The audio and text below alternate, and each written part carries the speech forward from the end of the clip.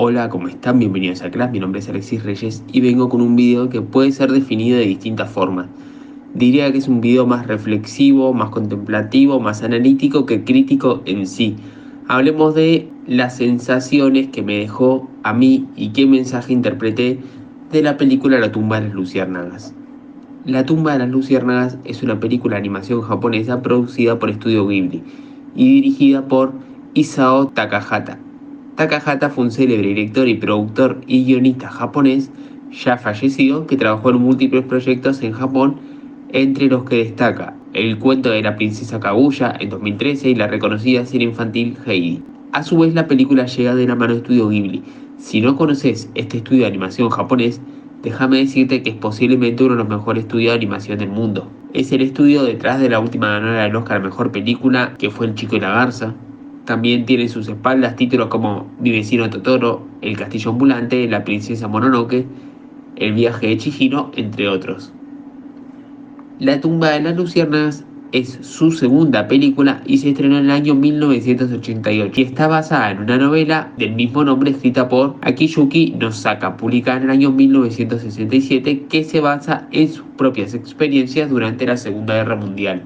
Este video será con spoiler, ya que es una película bastante antigua que hace más de 20 años tengo en el DVD y que por fin decidí sentarme a verlo.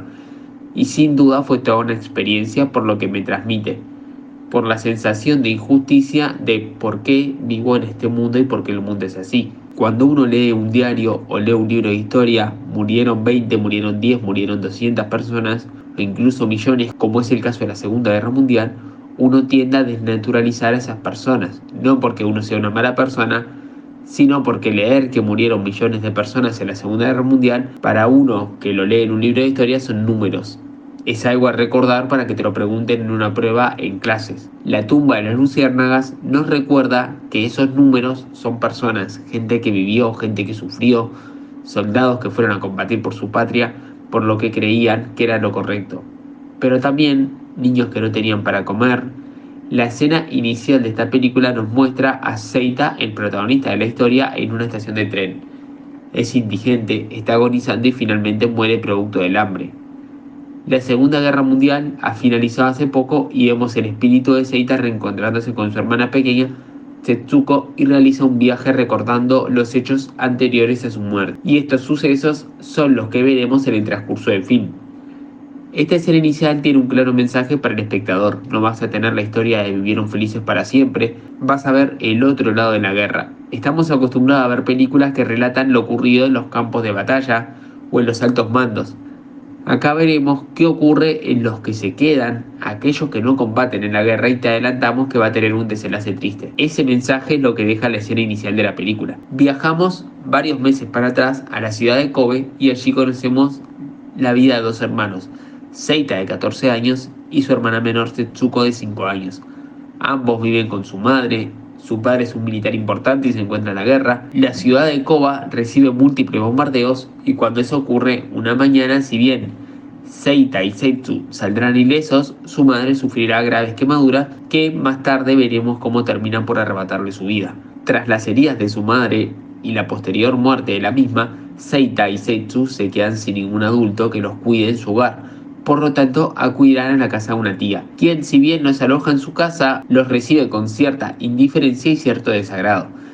Si ves la película, es muy fácil sentir cierto rechazo hacia el personaje de la tía, porque si bien podés entender que pueda ser difícil alojar a dos personas más en su hogar, también ves cómo se quedan con provisiones que ambos hermanos poseen y luego les recrimina que no aportan nada a su hogar. Eso sumando a que le vive recriminando que no ayudan en la guerra cuando en realidad son dos niños de 14 y 5 años. La situación se vuelve tan tensa y tan difícil para ambos hermanos que viven con una tía que parece no empatizar con su situación, con dos niños que no tienen sus padres ni edad para trabajar o estar en el campo de batalla. Setsu y Seita abandonan la casa de su tía no porque tengan un plan. De hecho, este posiblemente es el mayor error de Seita en la película, ya que por más difícil que fuera la situación, tenían un techo ¿Qué habría pasado si se quedaban viviendo allí hasta que acabara la guerra? ¿Su tía los echaría a la calle? Posiblemente o posiblemente no, es algo que nunca sabremos y es una duda que posiblemente azote al personaje de Seita hasta el final de su vida meses más tarde.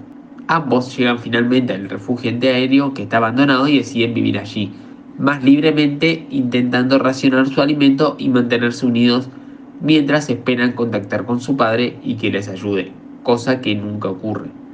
¿Por qué? Porque sabemos que Japón perdió la guerra y en determinado momento nos dicen que la flota de Japón fue hundida, así que posiblemente su padre murió mientras ellos estaban solos y esperándolo. Seita hace todo lo que puede por su hermana, pero su situación no parece mejorar.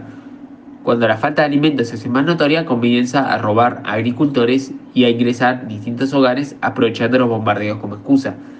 Pero en determinado momento vemos como es descubierto por un granjero y es golpeado. Lo llevan a la policía, pero quien por lástima decide liberarlo.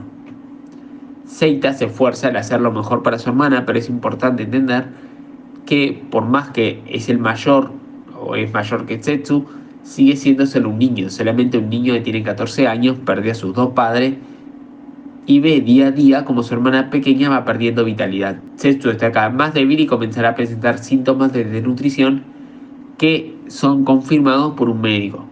Al poco tiempo descubre que perdieron la guerra y que posiblemente su padre está muerto.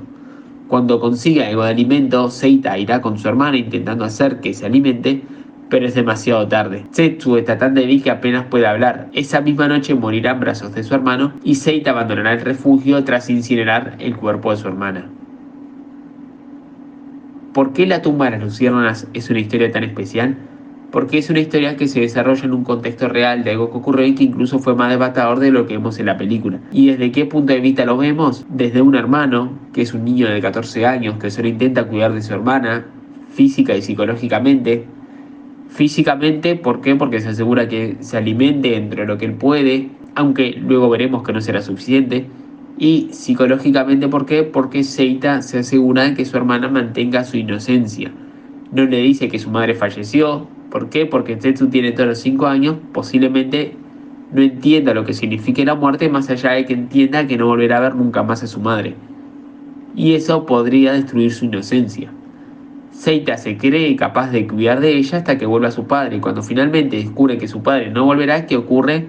Cuando Seita podría decidirse y podría volver con su tía y solicitar su ayuda, aquel mismo día Tetsu muere. Puede ser que nosotros como espectadores estemos preparados para esto, nos lo dijeron en la primera escena, sabíamos que el personaje de Seita estaba solo, pero ¿qué pasa cuando llega el momento? Descubrimos que no estamos preparados. La tumba de las luciérnagas es una obra que invita al espectador a reflexionar sobre los efectos de la guerra, la devastación que deja a su lado. Es una historia donde el foco está en el vínculo entre dos hermanos en tiempos de crisis. Un vínculo que nunca vemos romperse y eso es hermoso, porque no se pelean entre ellos, no se distancian y se mantienen unidos hasta el final.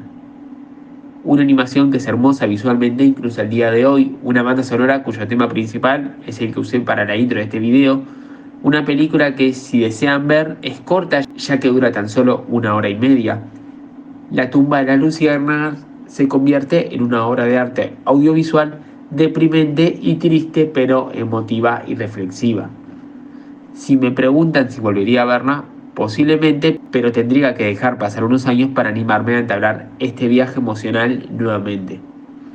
Pero creo que eso es lo lindo del cine, ver imágenes en movimiento que te generen algo y que sin duda esta película me ha dejado una sensación de tristeza que es difícil de describir. Y eso sería todo hasta acá. Como decía, no fue tanto una crítica, sino que fue un poco más un viaje a través de mis emociones y mi interpretación de la película. Gracias por acompañarme en este viaje. Si te gustó el video, por favor suscríbete, y si viste la película, déjame abajo en comentarios tu opinión de la misma. Tanto si te gustó como si no, pero más que el comentario de la película en sí, me gustaría tu opinión de las emociones que te generó, que te inspiró a vos la película. Muchas gracias por ver el video y nos vemos en el próximo. Adiós.